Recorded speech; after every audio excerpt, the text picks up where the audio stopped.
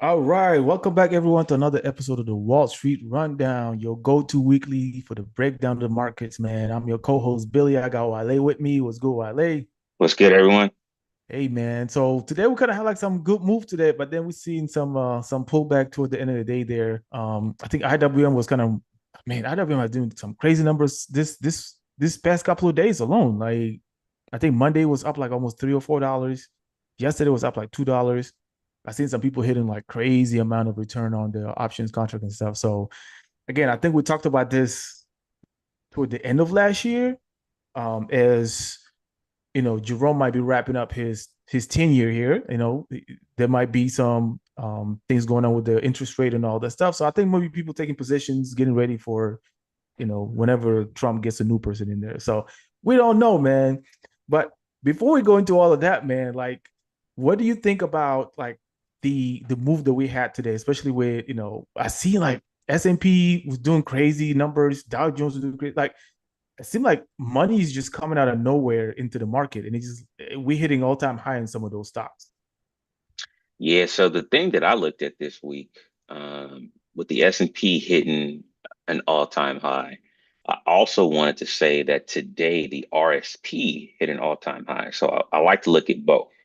So what that told me was that this is a broad rally where Participation, yeah, other sectors are also participating in the rally, and we can see QQQ didn't make a new all-time high today. So yeah, big tech, I wouldn't say they sat out, but they weren't the driver of today's price action.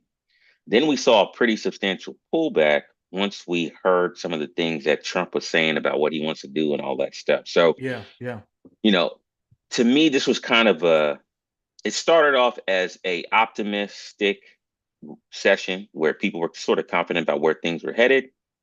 And then also too, we had the big move that we had from energy. We'll get into that a little bit later. yeah, And then all of a sudden things kind of just pulled back. So the pullback was a lot of news driven stuff.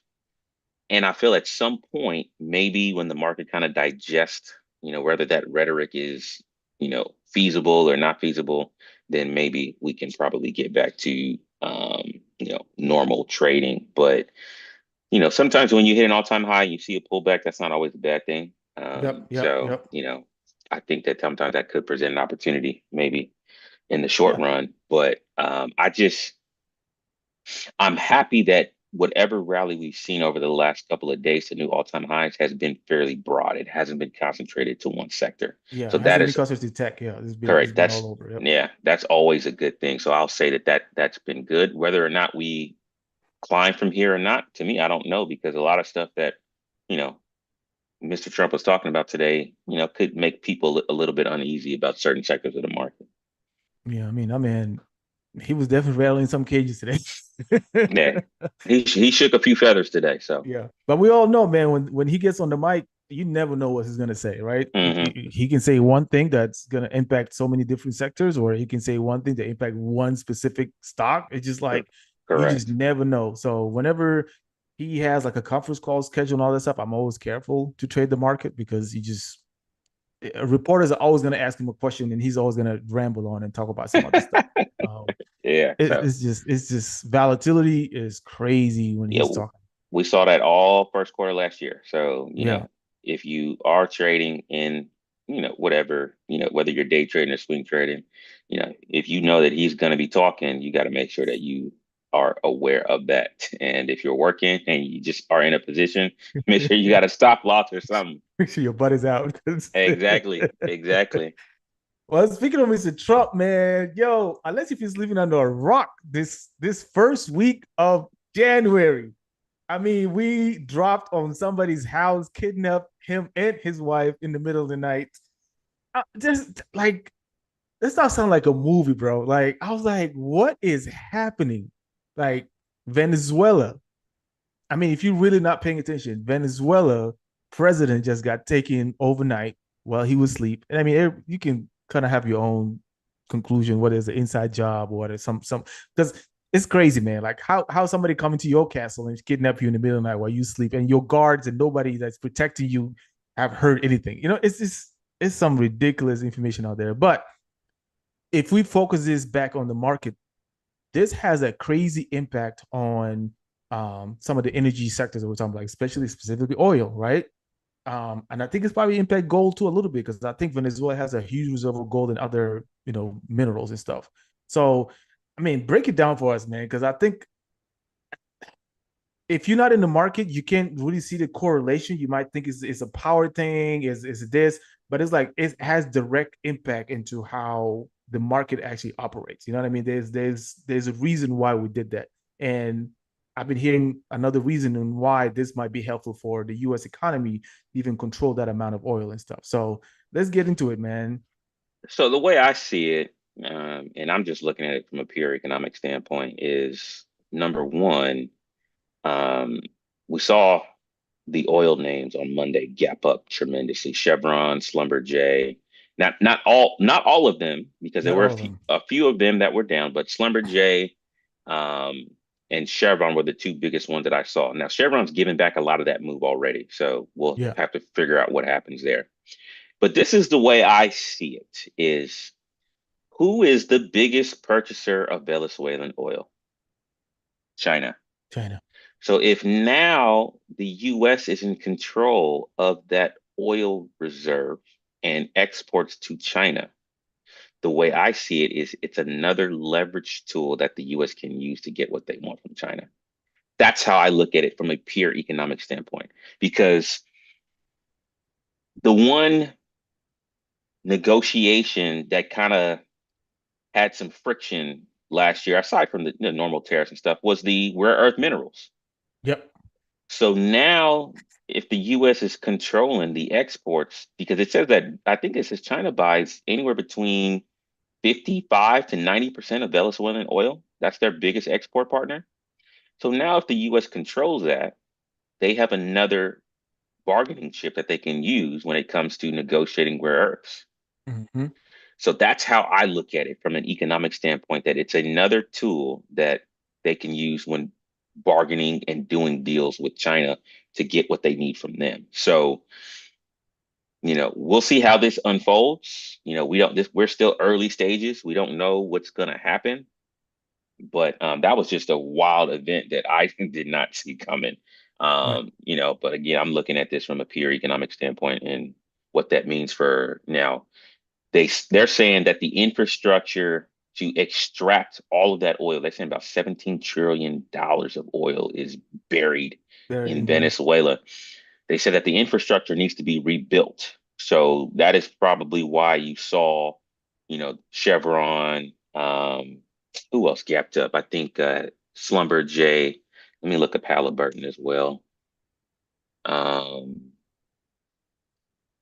Halliburton made a big move and things like that. So, does that mean that all U.S. companies are going to start flooding into Venezuela and trying to extract that oil? I don't know. We'll just have to wait and see. Yep.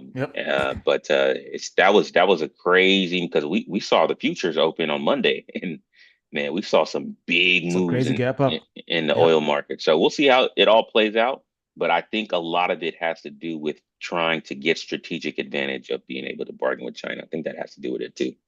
Yeah, yeah. But I mean, if you think about it also, like, is this gonna create now like more jobs for the Venezuelan? You know what I mean? Because now they need to build their infrastructure, right? In order to even transport the oil. So it's like you still have to you gotta get the companies, but on top of that, you still have to get like the people to actually do the work to get the Yeah. company to get the infrastructure going and stuff. So Hmm. are they gonna be building that? Are they gonna be people are going to migrate over back to Venezuela to get jobs and stuff. Because you got to think, man, there's going to be some lucrative probably jobs in there to able to get that. And on top of that, if you look at the Venezuelan economy, I think their money is probably worth nothing right now. You know what I mean? So Mm. again, the dollar probably going to be used more over there too now. So that can Yeah. likely, bring I, the s- economy back up. I saw that their stock market shot up like crazy after that whole ordeal too as well. So, I mean, oil extraction is not an easy job. Like, there's a Right. lot of manual labor that goes into that process.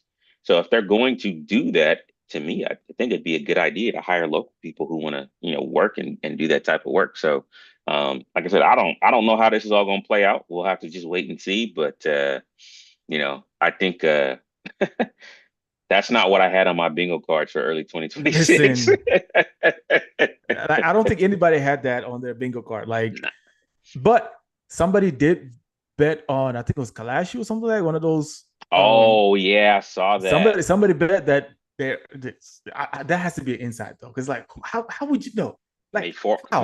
made 400 grand on that How thing. did you know that? Like, how did you know that it's gonna happen like within the first week of January? Like, you have to have some inside information. I'm Crazy, sorry. crazy, crazy. I am sorry, man. That is crazy. But I mean, we'll see how this whole thing unveil in the next few months and how it's going to impact both the U.S. economy and the Venezuelan economy. But at the end of the day, this is a power move for the U.S. to be able to control a huge, huge, huge reservoir of oil that potentially can help bring oil prices down. We don't know yet. You know, Yeah, can we see $2 oil, $1 oil? I don't know. We yeah, shall see. And how long is that going to take for it to even get there? yeah. So, Yeah, it's yeah. going to take a while before you can extract all of that oil. So, Yep. Yep. this is not something that's going to have a final story anytime soon. You also have to understand that this is Donald Trump's last term as president, potentially, if nothing crazy happens, right? So, whoever comes in after him may have a completely different policy. Who knows? Yep. So, Yep. Yep. that's why I said you can't write any definitive facts around what could happen in the long run. So Absolutely. But the man still yeah, got almost 3 years left. So I think yeah. we ain't seen nothing yet. Just the beginning, man. It's crazy.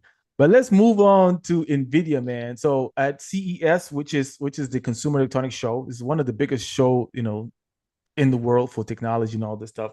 We see that Nvidia has revealed that China has ordered $2 million of their H200 chips. I mean, is $2 million really a lot? I don't know. No, Like 2 million chips. 2 million chips. Oh my god. Okay, never Two mind. million, 2 million, 2 million chips. So the That is a order lot. came, yeah, the order came in for 2 million chips. Oh, 2 million units. Yeah, those chips Ooh. sell for about 27 grand per chip. So you're talking about over $50 million in possible revenue from just China alone, if they can get over all of the regulatory hurdles and things like Right, that right, they've right. had in the past. So again, and I think they said that NVIDIA only has about 700,000 chips available now, which means that they need to produce more. And right now, they are telling TSM, hey, we're Get going it to up. need y'all to start ramping up. So, Ramp it up. Yep. as I've been saying for the last couple months, right? Anytime a customer needs more things from NVIDIA, guess whose phone is going to ring first? Taiwan Semiconductor. So Taiwan Semi has to start building more chips. So I'm assuming Yep. that they're going to have to do a ramp up of getting more of these chips built so that they can ship them to China, assuming again all of the regulatory hurdles and all that stuff get approved. So Right, right. that's a lot of revenue. And we're just talking about for 2026.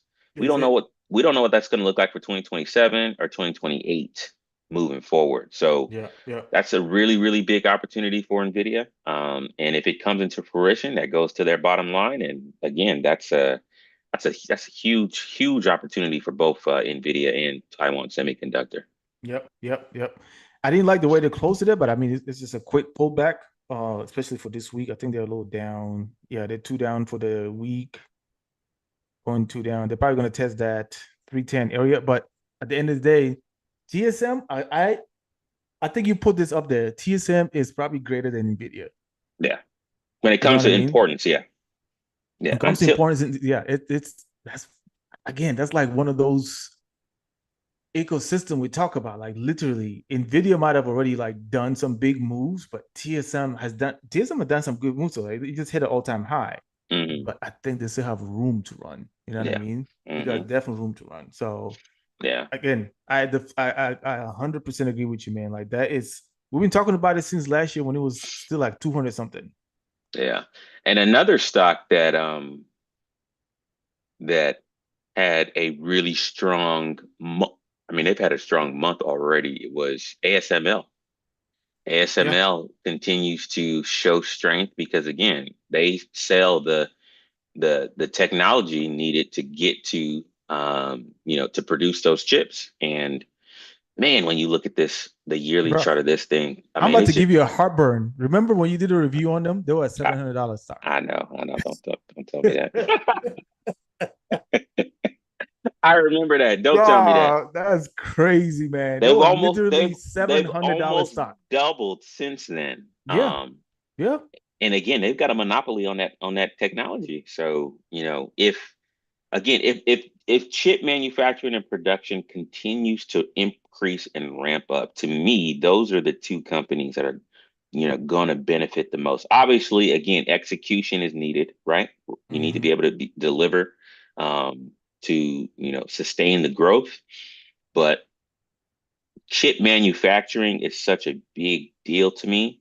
And because TSM has a wide customer base, it's not just, It's not just Nvidia. not just Nvidia, there's Apple, there's AMD and all that stuff. To me, I think that that's a long-term hold that you probably want to have in your portfolio. Hmm. Because the story goes hand in hand with TSM. I mean, with Nvidia. So, and I don't anticipate Nvidia all of a sudden talking about building their own chips. I don't know because again, that's a very expensive um, project to run. And especially when you start looking at some of the new technology that NVIDIA has been unveiling, like the Rubin, thing that they That's unveiled another at one. Yeah, CES, yeah. those things, man, that's, Some powerful stuff. yeah. So, Some powerful stuff. But so Nvidia wasn't the only one that kind of got a good news when it comes to like the CES. Intel also was doing some crazy stuff. So part of the stuff that actually announced is like their big team was like AI everywhere, not just data centers. So they actually want to take AI into PCs and laptops. They want to get AI device actually out there so it can be faster, more private, less cloud dependence. They have partnership with major PC makers to roll out AI-ready devices in 2026. So, contrary to what Nvidia is doing, Intel is actually going to go into the consumer sectors. And remember, I was correct. talking about this. I was like, until we get regular consumers to adopt to AI, it's gonna take like a major turnaround, right? Because now it's like you move from just like B2B. Intel is trying to focus B2C. So they're trying to like B2C. bring in the consumer now. And I think it's a very smart plan. If they can execute beautifully, I honestly think like it's going to be a very, very good turnaround. This might be the turnaround story. Like if they can really execute on this, man, because technically you have more consumers than you have, businesses. So I don't know, man. So we shall see if this is going to be really a good turnaround story for them. Yeah, we saw a new 52-week high on Intel today. They were up almost, I think at one point they were up like 11%. Yep. So whatever they announced at CES, regarding their like what's it called, Panther Lake chips, right? A lot of people got excited about it. The new Yep. CEO seems to be executing on every single front right now, building the right partnerships, building the right products, cutting some of the fat that needed to be shed off from the business, All and the things you talked about. all the things we All the talked things. about. I mean, the execution has been flawless so far. Now, Yep. whether that continues, it's still, again, I like the announcements. I like what they're doing. But at the end of the day, it has to show up on the balance sheet when they have their earnings report. It still has to show up there. You can't just like, shoot and miss there. So Right. trading at what, 42.63. We broke the high from last month. Yep. I'm happy with where Intel is trading, man, especially when we were telling people Intel was a buy under $20. It hit like what, 16, 17, 18, $19? Like, Yeah, I I think it was like mean, the low from last year was 17.67 and it was kind of floating around there 17, mm-hmm. 20, 19, 18. So I was like, man, if it's under 20 to me, Intel is a is is a Buy. is a buy, but you have to wait for the story to play out. And I will Yep. say this again, I did not think we would be sitting at, 100% plus returns in less than a year. I'll be 100% honest with you right there. Crazy. So It's crazy. this is we're ahead of schedule in my book. But it's just one of those things. I still believe in the story, unless you get on an earnings call and something They say completely something else. changes. Yep. I like where this stock is headed. So, Yep. very good news from Intel. If you've been listening to us, hopefully you did do something about that. But yeah, I'm liking. I'm liking where we're headed. I think the next high that we will probably test from a technical standpoint is the high from April 2024, which is near like 45-ish. Mm-hmm. So we're starting to approach that level. So hopefully we can break through there. So Yep. So again, that's one of those stocks that we literally hit on like so many times. If you go back to our videos from last year, I feel like we talked about Intel like almost every episode. ad You know what I nauseum. mean? And we give the story behind it. We give the reason behind it. I mean, kind of what Wale said, like we didn't think it's gonna happen within a year, No, but we doubled in price within a year. Not even a year, maybe like a few months from the time we talk about it, right? We always saying like this is gonna be at least 2, 3, maybe 5 years plan. But you can see some things happen in their favor, like the government taking stake on them. They getting partnership with Nvidia and other companies. And then the next thing correct. you know, now they're announcing all these different exciting stuff that people probably excited about to see Intel coming back up to the Yeah. thing. But But the most execution, yeah. execution was flawless, man. So Yeah. far it's good, And we'd say the biggest thing we said is Intel is an American-based company that we don't think the US is gonna allow it to just die. So No. so they're gonna be like, nope, we're gonna be make sure we invest in this company. Yeah. So that's the biggest thing, man. But I want to move on to this next thing, man. I don't know how I feel about it. In terms of economic wise, I understand it. So Trump is trying to ban institutions from buying single family homes. If you guys don't remember this, back in like 2020, maybe even like way back before 2020, BlackRock is actually one of the biggest owners of single family homes in America. And I actually listened to a podcast. I don't know if a podcast or a book that I read. They actually had a division back in like early, 2015, 2014. They really start looking into purchasing single family homes because they feel like that is one of the market that they haven't really gone into. If you look at BlackRock owns a lot of different vectors. Like go look it up. They own so many things, like it's ridiculous. Like everything you can think about, from your anything you use in the bathroom to the things your company use, they literally own every single piece of every product of every company in this world. You know what I mean? And they're investing in so many different things. So I think when they started doing this back in the day, it was small, right? They weren't buying a lot of stuff. They were just buying single family homes here, single family homes here. Now, why is this a bad thing?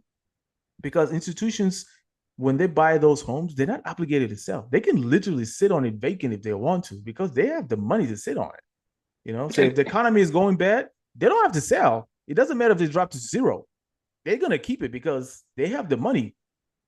Go look at how much money BlackRock is managing. Like it can wipe every single person debt and still have money left over. If it's crazy. you know what I mean. So again, why is Trump doing this right now? And I guess for me, it's like it kind of crossed the border for me in terms of like ethical wise because now it's affecting other people beside the people that we know is affecting. It's affecting everybody now. It's not just affecting a certain group of people, like everybody now. House prices are not moving the way they're supposed to. They're staying still. You know what I mean? Even when you think like the price should drop, the price is not dropping because these guys are not selling. You know what I mean? And instead of them like maybe like selling it to like consumers like you and I, they're turning into long-term rentals, or they're turning into, like corporate homes or something like that. So it's not And really another moving thing the too, market. they can outbid most people too. They can just come in with cash and buy like your whole block and you got nothing to say. And they can They, go over the bid because they got money. yeah, they can outbid most people. Yeah, I think from a consumer standpoint, I think it will help with some of the issues that we're having with housing because this is the thing. There's not enough housing for what the need is in this country. And because of that, prices have not really moved. Some places are worse than others. We all know that. So whether or not this comes into fruition, we'll have to just wait and see. Another thing is, what is the definition of an institution? Is it based on asset side? Is it based on your core business? We don't know what that definition is going to be because an Yep. institution can be a lot of things. Right. So right now, it's just an idea. We saw, some of the housing stocks get hit hard. We saw some of the private equity stocks get hit hard, like Blackstone got hit hard today. So right now, it's just noise. Um, but we'll have to just wait and see what happens. But I will say, from a consumer standpoint, it does help the consumer because, again, you don't have to bid against $1 trillion or $1 billion institution when you're looking to Yeah. buy a house. Yeah. Hopefully, and he said that that's moving forward, right? So that means that whatever they own, they get to They keep get to that. keep it. So in order for this to even make sense, what do you have to do? You got to build more You homes. gotta build more homes. You You still got gotta to build more build more homes. homes. Yep. So until you start building more homes, all the homes that are owned by institutions, they're probably still just going to sit on them, right? Yeah. Yeah. So, I think And that and for me, that's the ethical part too. It's like, okay, if you really want to do it the right way, then you should force some of those institutions to offload some of those houses. They need to only maybe hold a specific percentage in their portfolio, but correct, everything else needs to be either if it's vacant, it needs to be on sale, or it needs to be somehow correct. back in the market, Back in right? the market to increase Yep, supply because until exactly. supply increases, prices ain't It's not gonna go down. going nowhere. It's not gonna go So down. it's a good gesture. We'll see if it comes true. But again, until they start building houses, and I know in California, where I live, there's not a lot of new projects going up. And I don't know if it's because of land, because of politics, who knows? I know in other places like Texas and other places that have more land, Mhm. things have gotten better. But even some places that were considered less expensive now are getting um, expensive. Atlanta, Austin, Houston, all these other places where people were looking for cheap houses, those houses have gone up in value because, again, a lot of people aren't building. So, hopefully this does put a dent in the housing issue, but Yeah, you need to build more you got homes. to. You Period. have That's to. just what it boils down to. Yeah, supply and demand is just that's what it is. It just Yeah, comes down to supply and demand. But exactly. again, it's not it's not a thing right now. It's just a proposal. So we'll see. You Yeah. know, we'll see if he's turned into a law or something like that. The other thing is like, where's the $2,000 that Trump promised everybody that he's gonna get? I'm trying to figure that out. I completely forgot about that. We'll see what happens. I I mean, think what I don't think you and I are gonna get it because I think that like the threshold there was very low. But it's like at the same time, it's like where's that refund money from all the tariffs that everybody's supposed to get? I we'll have to wait and see what happens with that. So Man. But I mean, sticking with Trump, he just actually proposed I think it's like $1.5 trillion in defense spending. go look at Lockheed Martin after hours. After that announcement, go look at Lockheed Martin. Wait, what? Why did it drop though? Did it go back down? Yeah, it looks like it went back down. Let me see. Oh, hold on. I'm looking at the pre-market. I mean, after. I need to look at the. Yeah, look at after hours. Oh my God, where did that come from? Lock, Yo, Lockheed Martin oh, was up like almost 8% in the after hours after that announcement. and they were down on today. They Like, were down, they were down today because one of the things that Trump mentioned was like he doesn't want defense companies to do stock buybacks and something else until they bring new product on to the board. market. He Yep. was just talking. And then he said afterwards, he was like, we need to I would like to have a $1.5 trillion defense budget. And as soon as he said that, Popped up. lift off. I mean, we almost talking about almost $100 move in the That after is hours. crazy. Let me go look at RTX. So Raytheon, I think, also popped. So let me give you some defense names that I have on my watch list that I always take a look at. This is my defense watch list that I tend to look at when either there's a war that starts or Trump says something crazy. So we've got KTOS is up 8.5% after hours. That's Kratos Defense and Security Solutions. We've got AVAV. They're up almost 7% in the after hours after that announcement. LHX, which is L3 Harris, is up almost 6% after hours. We've got Lockheed Martin is up almost 7% after hours. And then we've got NOC, which is up almost 7% after hours. And then Raytheon is up about 3% after hours. So all the defense names, as soon as that announcement came, just basically went crazy. That's So crazy. whether or not that gets approved or not, I don't know. But man, I did not have that. I did not see that after he made that announcement that made them drop. I was like, okay. And then all of a sudden, boom, You just shut up. everything just flipped. And So, that's and I what I think, mean, man. When this man talks, you just yeah, never know what's gonna happen. and I think a lot of these names actually made all-time highs. Like I'm looking at, let me see. I'm looking at Raytheon's the last 20 years just made an all-time high today. Let's look at Lockheed Martin, L&T. Did it hit all time high? Let's see. No, Lockheed Martin has not hit an all-time high. Their all-time high is 618. Right. Um, LHX. Let's take a look at that. L3 Harris just made an all-time high after that announcement. ABAB. Let's take a look at them. They have not made an all-time high. Their all-time high is 417. So yeah, we've got man, we got some big moves. Let's actually did Boeing move in after hours as well? That's exactly what I was gonna look at. So Yeah, a little bit. a little bit, not too much. Yeah, Yeah. it hit a high of 234 today in the after hours, but it kind of pulled back after that. Pull back. Yep. Yep. Yeah. So yeah, we'll see how this plays out, man. Because and like I said, I don't know. I think it seems defense spending is a big priority for the government right now, especially Yep. after what they've done over the last couple of months with going into Iran and the whole Venezuela thing. I'm pretty sure there's conversations in the room saying we need more. So Yeah. Yeah. Yeah. Absolutely. yeah, that's something to watch along with all of the oil names over the next couple of years to see, how those things start moving. Because if we get a significant pullback, but some of these budgets, happen to get approved for spending on these things, you know, and let's say they get the green light to start extracting oil from Venezuela and they start getting the green light to build the infrastructure. Those are the sectors of the market that may start moving. And Yep. we've seen the value stocks haven't really done anything over the last couple of years.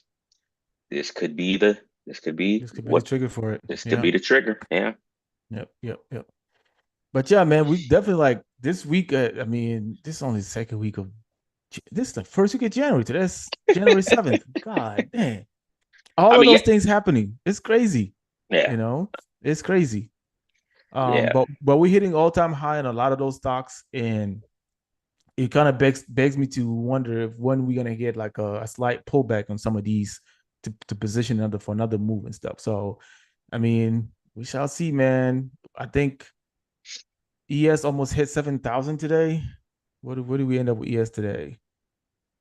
Oh, it hit 7,000. Never mind. It was like 7,000. Yeah, crazy. Oh wow, I did not see that. Yeah, because I literally had them on the watch list to see if they're gonna hit. But yeah, they hit 7,000 today. That is ridiculous, man. Yeah. So again, I also put this out there for people. When we start trading all-time highs, every time we've kind of traded near all-time highs, you always get to see a little chop, right? Little chop. Yep. There's usually going to be a lot of friction, unless there's like a huge catalyst that just kind of shoots everything past, Yep. the all-time highs. But if you just kind of look at, you know, let's go back to, I'm looking at SPX October when we hit an all-time high, October 29th, we pulled back pretty significantly. Came back and tried to retest that in November, pulled down pretty significantly. And then when we broke that all-time high, that was again in December 26th, and we Yep. pulled back. And now we hit an all-time high. So just know that you're going to get these ebbs and flows moving forward now that we're hitting an all-time high. So, Yep. that's just how markets function. If we do get a significant pullback that isn't driven by something broken in the system, then It's just I rinse and repeat like last year. yeah, exactly. I would still be a buyer of the market. I've been looking at the bond market. I've been looking at spreads. I've been seeing, is there any risk that's priced in that people are scared of? And the answer to that, let's look at where we closed today. Uh-oh. I think the app is down. Oh, they're doing a scheduled maintenance on the site, so I can't look at the data. But last I looked, I didn't see anything that was alarming. Oh, So, you know, but yeah, we'll see it. Especially again, when I said the RSP has participated, that tells you we're in a broad rally. Things still yep. look good. You know, I'm still optimistic about where things could head moving forward. So we'll see. Um, I will say this though, we talked about this in on our last show. There are some names that didn't really do anything last year that I've seen some good movement. I called out Target near $100 for our group a couple days. Where's my levels for Target? Yeah, I would say Target. I'd be a buyer around $100. Target's up about four, three, almost For 4% those. in the Yep. last couple days. So I missed the trade, but I don't know if anybody in our group actually got in. But Target has been steadily moving. Finally broke above the 200 EMA and SMA as of recently. So quietly, making a little move. So we'll have to see what happens with Target moving forward. But yeah, I'd keep an eye on some of those names that did not do well. Chipotle is another one. Totally. Look at Chipotle since November from 29 to $39 in the last couple months. And if you look at how it's been moving, it's been pretty You're the steady. flag pattern, right? It's been breaking the flag pattern pretty steadily. So we'll see. Yep. So Same thing with Kava too. Kava is broken through that $62 I called out range. Kava too. Yeah. I Yep. said Kava, if it could break above, what did I say? I said was it 62-ish? Forget that Mm-hmm. what I put in the chat, but now Yep. it's trading at 67. 67. Yep. That's another one that I missed. So, but yeah, there's some names out there that are slowly, quietly, marching higher from the lows of where they closed from last year that didn't do too well. So Doing too well. Yep. yeah, Yep. don't let the headlines consume you when it comes to looking at opportunities. So Absolutely. yeah. Absolutely. Well, looking at next week, man, we have some good reportings coming up next week. We have CPI on Tuesday, January 13th at 8:30 a.m. That's an inflation gauge, so we will see how those numbers looks like, and that will drive kind of expectation for the interest rates. So that will be a good number to look at. I think this time we should get it. Did we get it last? I don't remember if we got it last time, but um, we should get it because I think the government been open for long enough that we have numbers now. I'm trying to see what other we have PPI also U.S. Producers Price Index, inflation at a wholesale level. So we'll see how that looks like, and that's gonna be on Wednesday, January 14th. I'm trying to see if there's any other big ones. I mean, we have some retail sales that's gonna show up also. We'll see how that affect the market.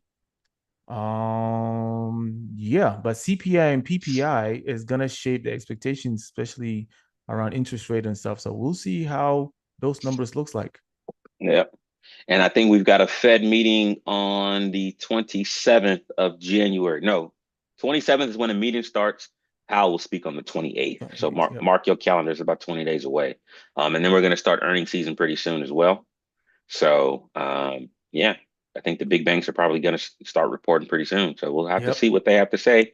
A lot of them have been running. Yep. So I would not be surprised if they pull back after earnings, even if the numbers are good, because a lot of them Yep. have been making all-time highs. Goldman Sachs, Morgan Stanley, Bank JP of Morgan, America. Bank of America have been really, really moving Yep. over the last They couple of days. So they pulled back significantly today too. So we'll see. yeah.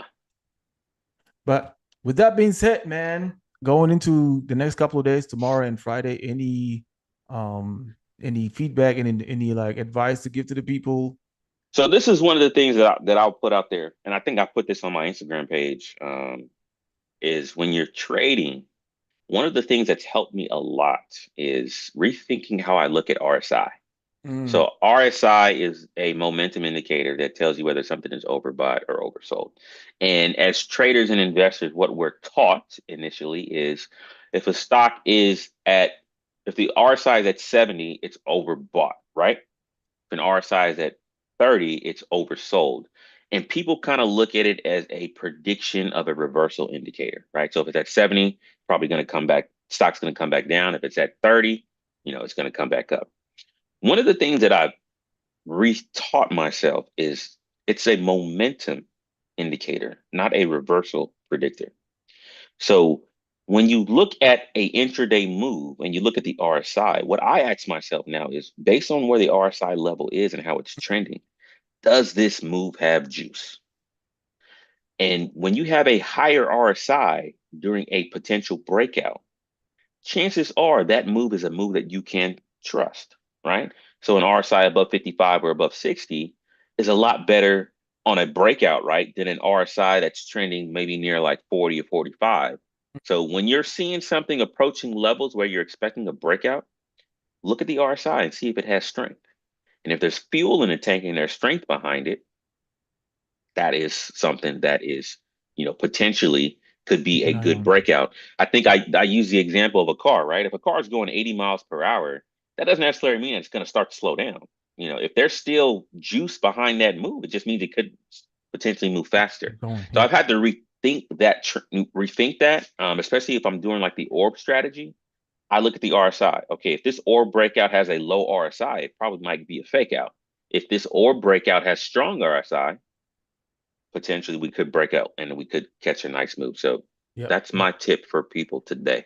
That is a good way to look at it. I think looking for it in terms of momentum rather than oversold or Correct. bought, it's better than having to like, oh, it's 40, so is getting closer to the oversold, or it's above 80. I can't get, because we've seen that example where like our side will stay above 80 for like weeks and the stock just keeps moving. And you thinking like, oh, it's about to drop anytime soon, but it actually doesn't drop until like if sometimes it takes like a few months for it to actually like drop. But RSI will stay heightening up there. So that is a different Correct. way to look at it, So honestly. let me give you an example. So let's look at SPY. I'm looking at a monthly chart, by the way. So Okay.